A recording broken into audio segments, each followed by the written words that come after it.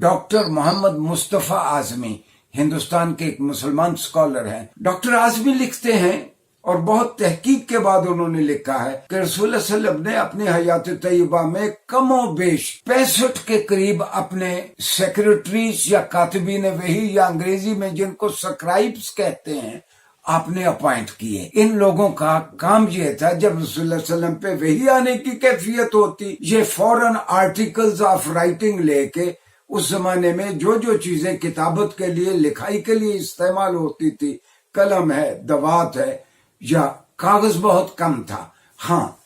کچھ درختوں کی چھال ایسی تھی جو کاغذ کا کام دیتی تھی۔ البتہ رسول اللہ صلی اللہ علیہ وسلم کے زمانے میں کپڑے پہ بھی وہی لکھی جاتی تھی، سکن یعنی جلد پہ بھی لکھی جاتی تھی، لکڑی کے ٹکڑوں پہ بھی ان کو ملائم کر کے لکھی جاتی تھی، اور سب سے زیادہ وہی جو لکھی جاتی تھی جو اونٹ کا کندھے کی ہڈی ہے، یہ ایک بڑی ساری ٹیبلٹ اور تختی بنتی ہے، اس کو صحابہ کرام رضوان اللہ علیہم اجمعین نے کاتبین وحی نے صاف کروا کے رکھا ہوتا تو آپ صلی اللہ علیہ وسلم پہ وحی کی کیفیت ہوتی، صحابہ اپنے یہ آرٹیکلز آف رائٹنگ لے کے آپ کے ارد گرد بیٹھ جاتے۔